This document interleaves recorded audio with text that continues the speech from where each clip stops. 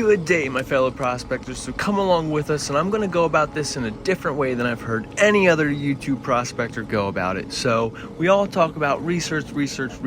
I'm going to give you guys a good bit of the research in which people typically would hide, or most gold prospectors don't talk about. Well, I'm going to give you some of the core research about Arizona here. So come along with us, and we're going to explore a portion of Maureen Johnson's placer deposits of 1972. That's when it was published. So this is a great source for history of gold content for Arizona. So without further ado, I'm going to read page 78 from Maureen Johnson's book, which is the core root of the research as far as where is the gold, or where was the gold. Here we go. Page 77. About 10 miles west on U.S. Highway 60-70 to placers, which are adjacent to the highway in nearby gullies and washes. Extent: placers in the La Paz district are found in Goodman, Arroyo, and Arroyo-La Paz major west trending drainages in the Ferrer, Garcia, and Ravina gulches.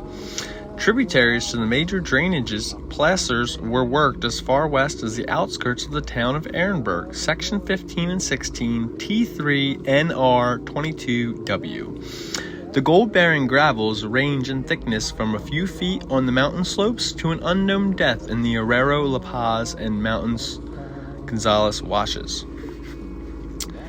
The wash through which U.S. Highway 60-70 is built, gold is distributed throughout the gravels, but the richest parts were found near bedrock in Ferrer Gulch, sections 25 and 36, T4 NR 21W.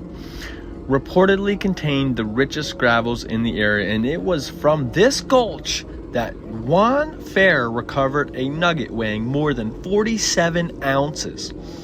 Production history. The placers in the La Paz district were discovered by Captain Pauline Weaver in January 1862 when he panned a small amount of gold from a gulch called El Arroyo de la Ternera in the Dome Rock Mountains. Immediately thereafter, Weaver returned to Yuma, told about his discovery, and on his return to the mountains was joined and followed by other prospecting parties. Brown in 1868, page 454. According to Brown, this advance party soon found good prospects. One man, Jose Ronaldo, recovered a nugget weighing more than 2 ounces in a place less than a mile south of Weaver's camp, and returned to Laguna for supplies. The real rush to the new placers soon followed. About 1 million in placer gold was recovered from the placers the first year, and another 1 million by 1864, when the placers were worked out. So, since that time, the La Paz district has been at time part of the Colorado River Indian Reservation. In consequence, small-scale placer mining activity declined and large-scale placer mining plains were interrupted. During the 20th century, while many large-scale operations were active in the Plomosas districts to the east, and the La Paz placers were worked only by individuals. The La Paz placers are famous for the large nuggets recovered. Although most of the gold occurred as a piece ranging in weight from 0.0025 to half-ounce nuggets,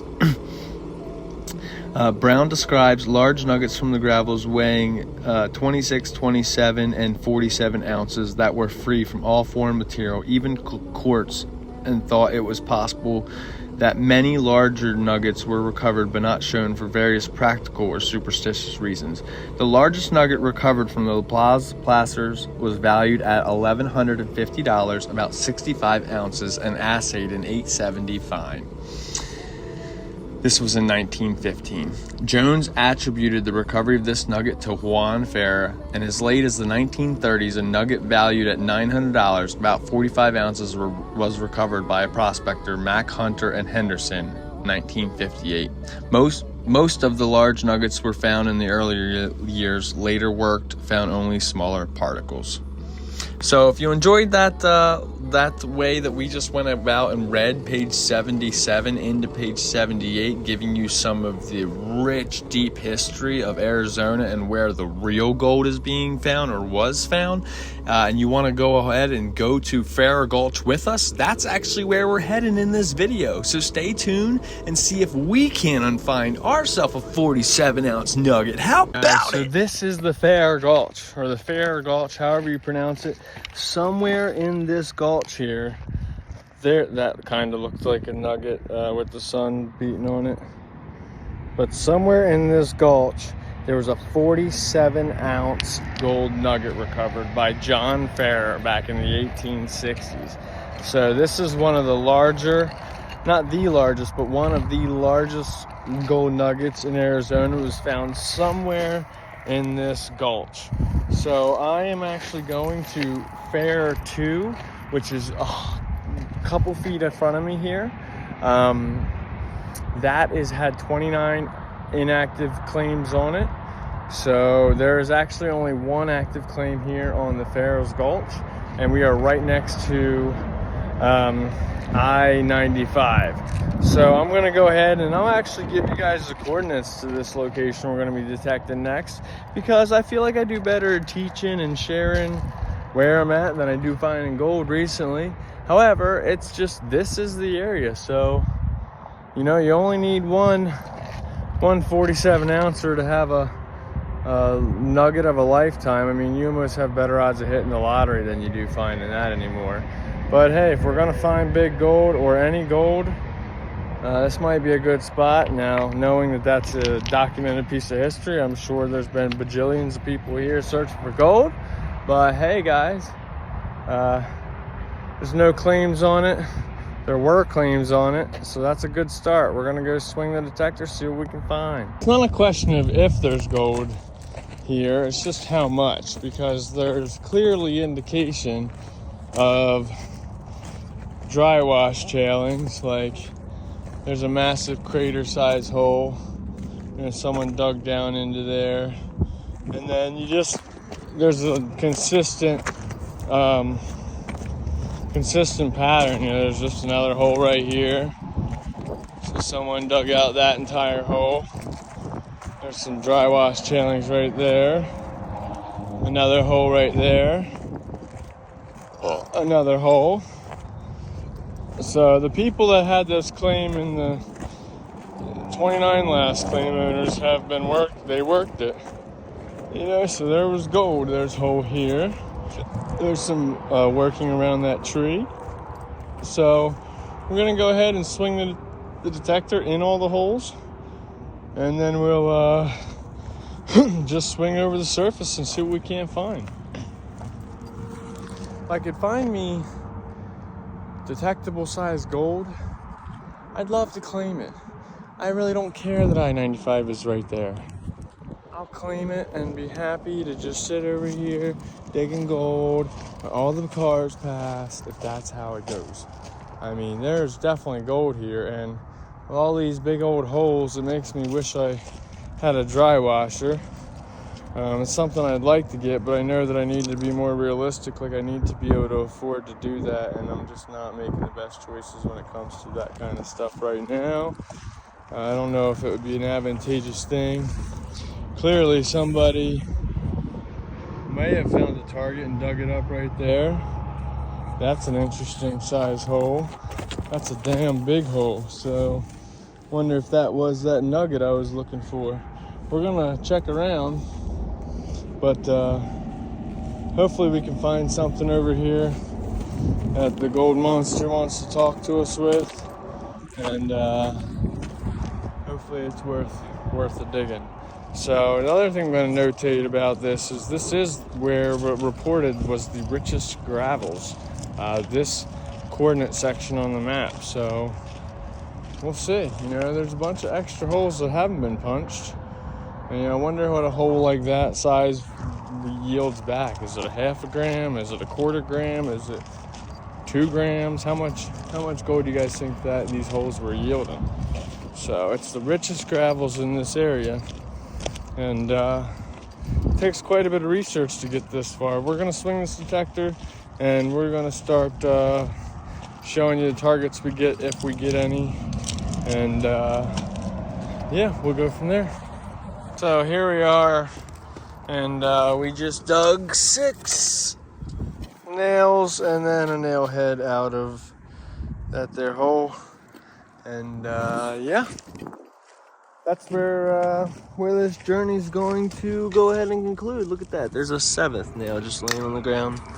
A lot of trash over here, and a lot of dry tailings holes. You know, just a whole line of them all the way up this ditch. So it makes me think, if I had a dry washer, I would be inclined to dig myself a hole, just like that one there. Even, you know, I would dig a hole for sure. Why not dig a hole? And you know, there's 10, 20 holes I can see right here, so I'm sure that there was gold being extracted from them, especially because the history says this is the richest coordinate section of gravels in which the gold was being extracted.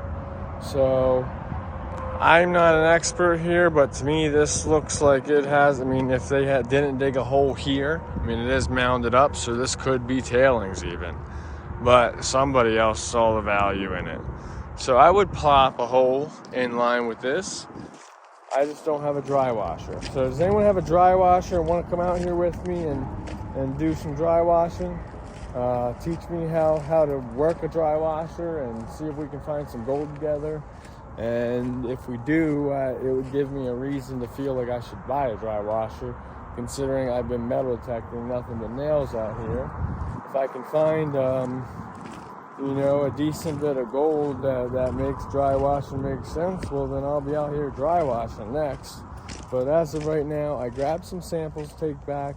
We're going to get to crushing these because we are starting to collect way too many rocks to be just carrying them around the country.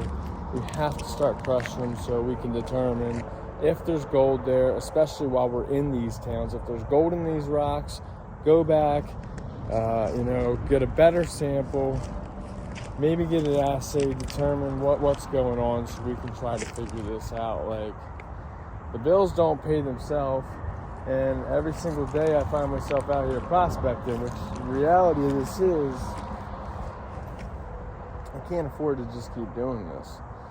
So I'm gonna have to go back to fixing RVs, and I'm actually gonna have to spend some time looking for work in the next few days instead of looking for gold, because I haven't found any gold.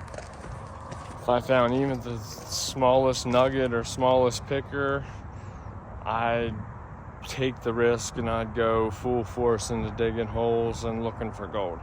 But considering I can't even find a small picker, like, I don't know how many more days I can just come out here and risk looking for gold that's non-existent in the locations that I'm swinging my detector over.